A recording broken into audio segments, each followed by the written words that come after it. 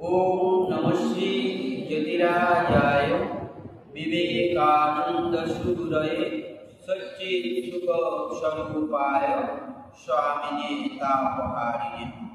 तो আমরা আজকে যার সম্বন্ধে বলবো বা পাঠ করবো আমাদের নিত্য যে প্রেমানন্দজি মহারাজ হচ্ছে, কিন্তু আজকে বিশেষ দিন, সেই জন্য আমরা সুবোধানন্দ যিনি কি করে নাম গ্রহণ করলেন এবং ঠাকুরের কাছে এলেন, অনেক কিছু বড় আছে, কিন্তু আমাদের তো সময় কম, সেই জন্য ছোট আকারে বলব। এই তার আসল আমাদের কয়েকটি নাম কিন্তু বেশ মঠ মিশনে প্রচলিত।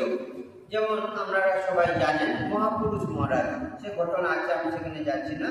এই শিবানন্দজিকে মহারাজ আমরা সবাই মহাপুরুষ মহারাজ বলে আমরা সবাই জানি। আবার যারা খুব ভালো অধ্যয়ন করেন বা রামকৃষ্ণ ভাবধারার মধ্যে আছেন, পড়াশোনা করেন, রাজা মহারাজের সেই ব্রহ্মানন্দজি মহারাজকে রাজা মহারাজ বলা হয়। আরেকজনকে বলা হয় এই খোকা মহারাজ, এই সুবোধানন্দজিকে খোকা মহারাজ বলা হয়। কেন খোকা বলা হয় একটু পড়বো, সেখানে আপনারা ভালো করে বুঝতে পারেন। সেই খোকা মহারাজের আজকে তার জন্মতিথি বেলুমঠে হয়েছে। বিভিন্ন আমাদের রামকৃষ্ণ মঠ মিশনের যত সেন্টার আছে সেখানে বিশেষ পুজো এবং পাঠ, সন্ধ্যাবেলা পাঠ, কথা বিকেলেও পাঠ হয়। তো এই খোকা মহারাজের জীবনী আমরা সংক্ষিপ্ত আকারে আমরা পাঠ করব। স্বামী সুবোধানন্দ 60 শতাধিক বৎসর পূর্বে কলকাতার তদানীন্তন বৃক্ষলতা গুল্মাদি আচ্ছাদিত এক বিজন অঞ্চলে জনৈক ব্রহ্মচারী সিদ্ধেশ্বরী কালীমাতার মূর্তি স্থাপনপূর্বক সাধনায় রত ছিলেন।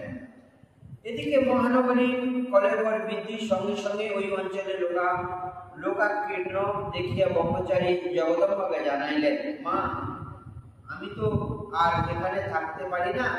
ঠিক এমনি সময়ে মায়ের দ্বারা পদদৃষ্ট শ্রীযুক্ত শঙ্কর ঘোষ এবং কালীমাতার সেবাভার বহনপূর্বক ব্রহ্মচারীকে অব্যাহতি দিলেন। ঠনঠনিয়ায় সুপ্রসিদ্ধা সিদ্ধেশ্বরী দেবী ততপদী ঘোষ বংশের পূজা গ্রহণ করিয়া আসিতেছেন। এখনো আপনারা যদি যান, ঠনঠনিয়া কালীবাড়ি আছে, সেখানে মা সিদ্ধেশ্বরী মায়ের পুজো হয়। ঠাকুরও গিয়েছিলেন ঠনঠনিয়াতে। আরো অনেক ঘটনা আছে। এই সম্ভবত কেশবচন্দ্রের জন্য গাছ যিনি মানব করেছিলেন, সেই ঠনঠনিয়া যদি কেউ যান দেখবেন, ওই কলেজ স্ট্রিটের ঠিক পিছনের দিকে ঠনঠনিয়া সিদ্ধেশ্বরী মা আছেন। সেই বংশ তালিকায় নাম বহন করিয়া ধন্য হইতেছেন। স্বামী সুবোধানন্দের পিতা কৃষ্ণদাস ঘোষ ছিলেন শঙ্কর ঘোষ মহাশয়ের পুত্র, আর তার মাতার নাম ছিল নয়নতারা।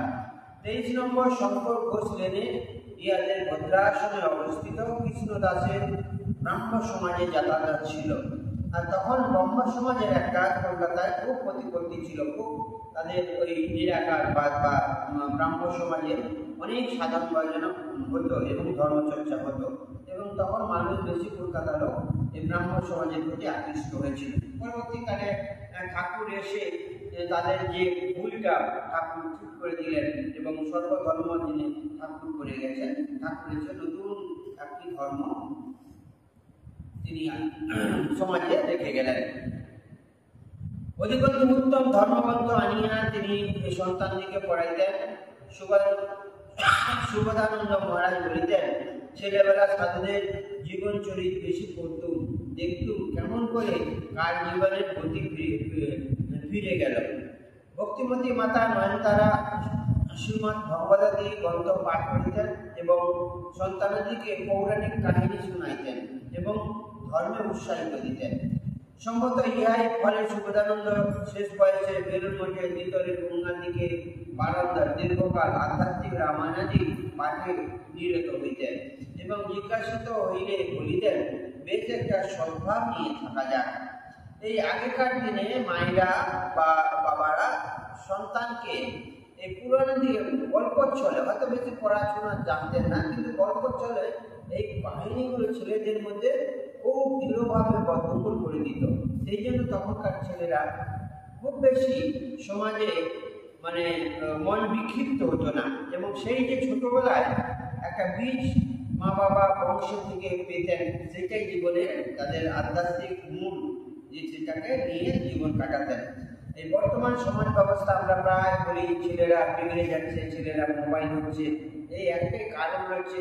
আমরা এখন একান্নবর্তী পরিবারের যে একটি দুটি সন্তান হয়, খুব বেশি আমরা আদর দিয়ে ফেলি।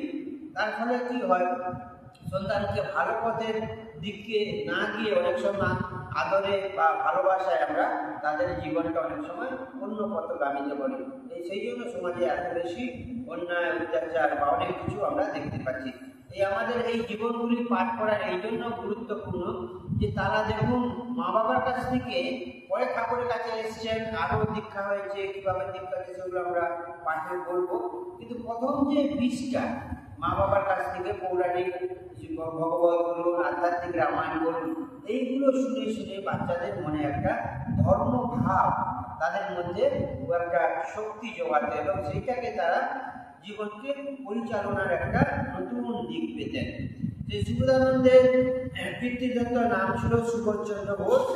বয়সে তিনি অনেকেই কনিষ্ঠ ছিলেন বলিয়া গুরু ভাতাদের নিকট তাহার আদরের নাম ছিল খোকা। এই খোকা নামটি এত বেশি প্রচলিত হলো সঙ্গে আমাদের রামকৃষ্ণ মঠ মিশনে, তার কিছু কিছু ঘটনা আমরা পড়লে তখন এই খোকা মহারাজের নামটা সার্থকতা আমরা পাওয়া যাবে। শ্রীরামকৃষ্ণের সঙ্গে খোকা মহারাজ নামে তিনি খুব সুপরিচিত ছিলেন। তার গর্ভধারিণী বিশ্বাস ছিল যে দেবতার আশীর্বাদ রূপেই এই পুত্রকে তার করে অলঙ্কৃত করিয়াছে, সেই জন্য তাহাকে দেবতা বলিয়া ডাকিতেন। সুবোধের জন্ম 1867 খ্রিস্টাব্দে 8ই নভেম্বর, বাংলায় 23শে কার্তিক 1274 শুক্রবার, কার্তিক চন্দ্র কার্তিক শুক্লা দ্বিতীয়াতে রাত্রি 10:30টায়।